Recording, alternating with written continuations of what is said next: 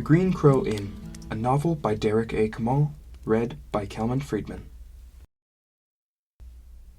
Chapter 4. Taps. I awoke next morning to a truly horrible sight.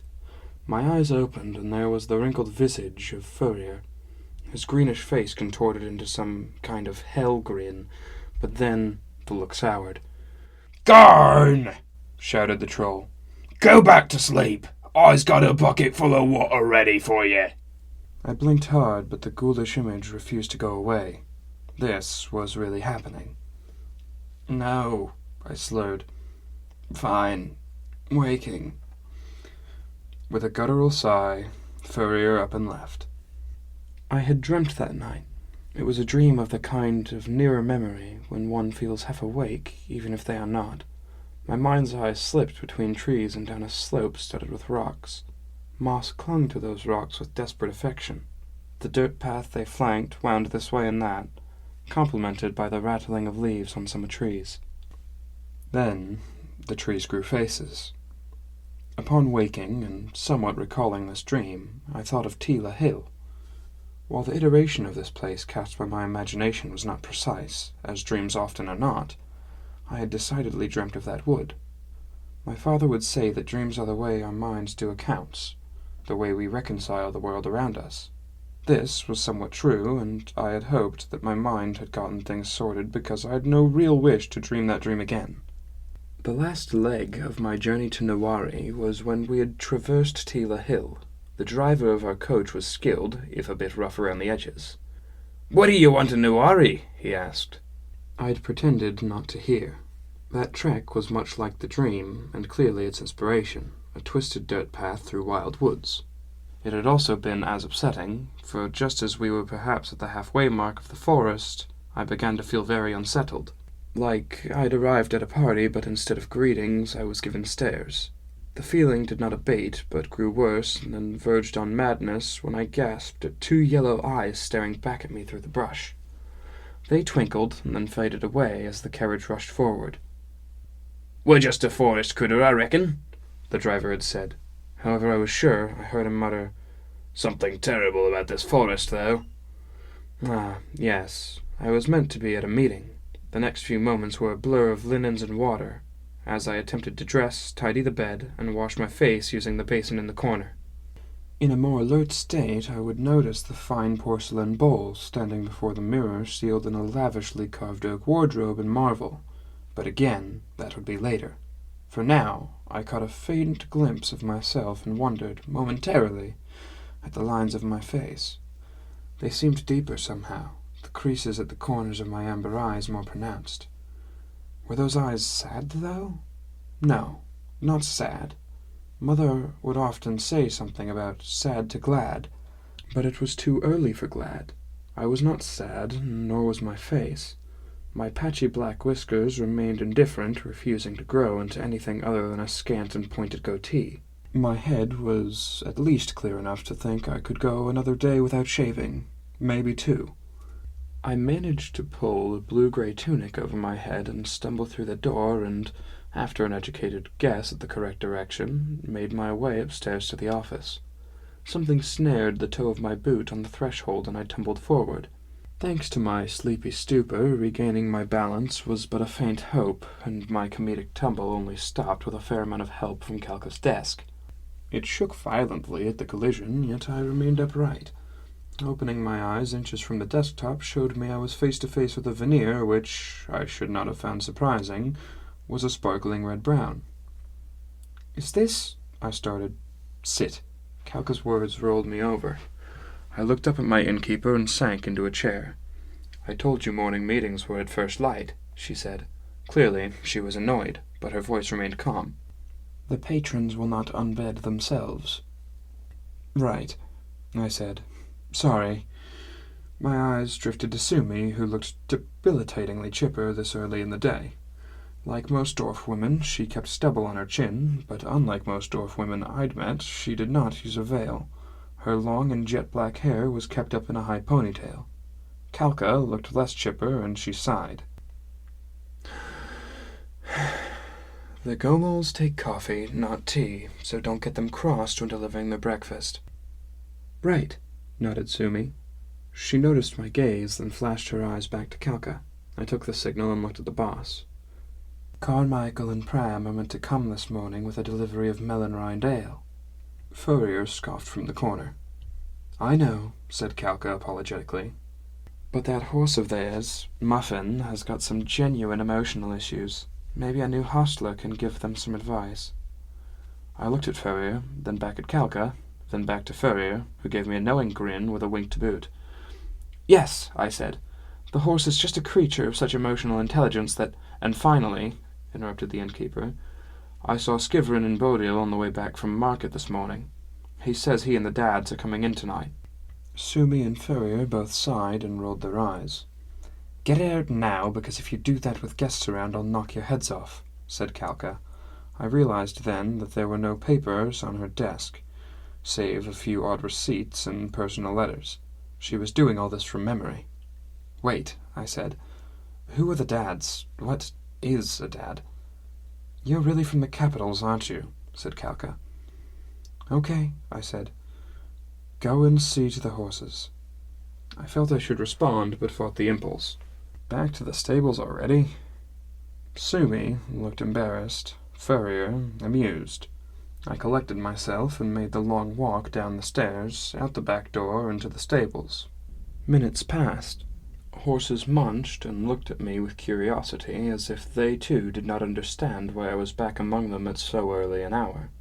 I would rather have been working on the floor, helping with breakfast or the like while I waited to see Nandaya, but the pretense of my skill with horses had to be maintained. I doubt Kalka would much enjoy discovering my ruse. Hello. Sumi stood in the doorway. I smiled and smoothed my hair. Hello. Meeting over? Yes, she said in her curious accent. There wasn't exactly much else to be discussing, and she had to be getting breakfast on. This caused me to pause and think. Maybe Kalka hadn't really excluded me from the meeting. A dad is a father. What? I asked. It is just an affectionate term. I am guessing its use is not common in decent places, said the dwarf. I shrugged. This is decent places, but you're right. We tend to stick with father, or sometimes we will hear children say ate. My father was always father, though. He made sure of that. Mention of my father hadn't happened in some time. I found an odd mix of frustration and embarrassment rising up in me. No doubt he is being very nice, said Sumi kindly. Well, what Kalka is meaning by the dads is a pack of fellows coming from the town. They are in the Green Crow from time to time for the drinking and conversing and the gaming. Skivrin is sort of their leader, and Bodil is his wife, though now that I am thinking on it, it is very odd, for I'm not sure that they are having any children.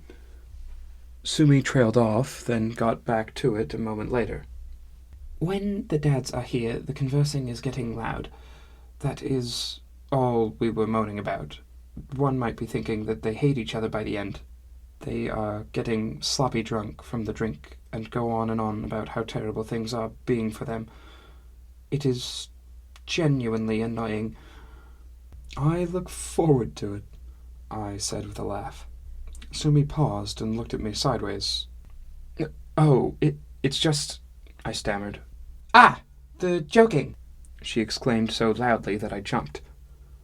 Then she laughed, and her laugh was like timber snapping.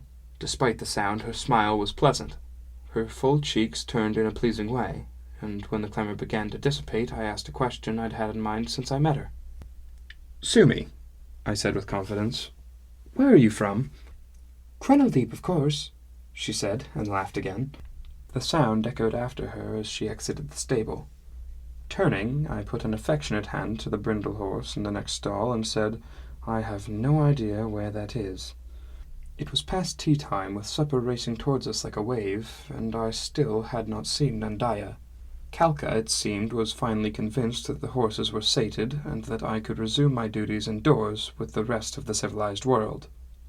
Though there was an odd moment where, after the arrival of Carmichael and Pram, Furrier locked eyes with their horse. We were at the rear of the inn, between the stable and the building itself, offloading the kegs and a few spare melons, when Furrier came by to check the numbers. He stopped. The horse stopped, and so we stopped. And just when it seemed that there would be harsh words exchanged between troll and horse, all resumed as if nothing had happened. A true puzzler. But taps were my purview at the moment. I checked the draughts half-heartedly, ensuring the metal piping that ran from keg to spout flowed freely and unobstructed. The Green Crow had 10 taps in all, though only 5 or 6 were used regularly. Rare was the evening when the common room was crowded enough to demand the full battery. Those were feast days, or perhaps the rare occasion when some popular performer popped through, based on the little I could glean from the regulars. It made checking the lines a bit easier, as there were some out of use and easy to examine. On tap were Antler Ale, Elephant Beer, a small beer by a local amateur named Gilly, melon rind, and something else I could not figure. The common room was fairly quiet, with only 2 tables to service. Warm sunshine poured through the windows as the sun westered, previewing the end of the day. Sumi was there, mingling and chattering, while Kalka worked the kitchen preparing the dinner fare. Slow thunking footsteps caught my attention, but being under the bar at the taps, I stood too quickly and bludgeoned myself on the hardwood. I surfaced with a groan and leaned on the bar, not caring if I smudged the shine somehow. Furrier was there, and he was laughing. "You're too much, mate," he said with some effort. "Far more entertaining than old Gilrad." If Sumi's laugh was the crack of timber, Furrier's was the sound of a mule being swallowed up by some bog or other, but the donkey'd had a rich life and was unwilling to succumb without a lot of noise and despair. I sighed and nursed my poor head. The troll plunked a sack on the bar top and said, "Slap her in the till," and trudged on slowly. The till was a massive chest that lived under the bar, an old rusted metal thing difficult to lift, probably to prevent a general theft. For good or ill, it was kept unlocked during business hours and was regularly emptied into a larger, heavier, more secure chest in Kalka's office. The thing creaked open, and there was Furrier again, appearing over me in a blur. "Yous ain't even gonna ask," he said flatly. Ask what? "Ask where the money come from." Why would I? "Because it come from that girlie you was eyeballing last night." The troll pouted and batted his eyes with an unmistakable level of mockery. I slammed the chest and stood quickly. Mid-motion I winced from my poor head, and rose more carefully, saying, "Am I to just assume this money came from her? What's that to do with anything?" Furrier shrugged. "So, is she coming down?" "Funny thing, dat," he slurred. Then there was silence. "Well," I nearly shouted. "Well, she weren't in there." "She just left the gold." "She's just left the gold." More silence. "Ta-ta!" shouted Furrier as he swaggered off. Just then Kalka appeared from the kitchen wearing an apron smattered with flour. She swiped a glass from the back bar, went to pour, and the tap sputtered, filling the glass with froth. The innkeeper turned an expectant look my way. "Sorry," I muttered. "I haven't finished cleaning them." Kalka sighed and rubbed her eyes, then returned to the kitchen.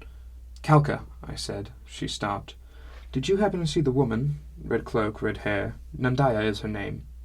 "Nope." And with that, she went back in the kitchen. I back to the taps. The afternoon grogged on slowly. A few tables' worth of patrons came and went. Sumi seeing to their needs in loving fashion, but not much else. The quiet hum of a few groups in the common area was, I found, a pleasant sound. It was an odd buffer to the outside world, a comfortable buzz insulating one from whatever it was that lay beyond the warmth of the hearth and the shining splendor of the bar. In some ways it was better than a full bustling crowd.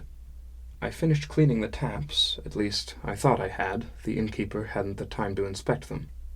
This was, in large part, due to her duties in the kitchen. Horses being calm, and the common room even calmer, there was time enough for me to risk a look into the kitchen, that being the busiest place at the Green Crow for the moment. The dusting of flour had grown and overtaken her apron, dimming the vibrant blue of her tunic to a dull gray around the shoulders and sleeves. A worthy sacrifice, judging by the smell of whatever was baking in the oven. The scent struck me fiercely as soon as I crossed the threshold. The dough was already rolled flat on the center work table, and I watched as Kalka slid a round of dough into a pan. Deftly and swiftly, the tall Gindi woman scooped the filling from a large pot and placed a hearty portion in the dough. The mixture appeared to contain hunks of root vegetables, red meat, arrack perhaps. She has never and will never let me see the recipe, and various spices. I'm sure I caught a whiff of tripe leaf. Then came another round of dough set atop the pan that was crimped together with the first bit of dough. An almost haphazard but perfectly executed slash was made to vent the pie, and then, in a single motion, her mitted hand pulled the previous pie from the oven while her other hand slid the new one inside. Even with limited culinary experience, I could see the first pie was done with no more than a look at the golden brown crust. Kalka sighed. Pudding won't be done in time. Why's that? I asked. She looked my way as if noticing me for the first time. Because there's no more time, Torsen. Why not get help in the kitchen instead of doing it all yourself? She sighed again and undid her apron, harshly tossing it onto the table. The blue of the clean part of her tunic clashed with the flowered parts. Why so many questions? Are you writing a book? I shrugged. I don't have help in the kitchen because I do it properly. I stopped myself from prodding at this comment, but could not help myself from another question. Why is there no time? Seems like supper is just barely here. There's no time because the dads are here. We heard Sumi's voice before we saw the little dwarf pop into the kitchen, grinning as ever, though a touch of anxiety tugging at the corners of her smile. Kalka gestured at Sumi and gave me another one of those waiting looks. Right, I said, and made for the bar. This has been The Green Crow Inn by Derek A. Kamal, read by Calman Friedman, with music by Michael Elliott. To find out more, including how to purchase your copy of the novel, please visit shorelessskies.com.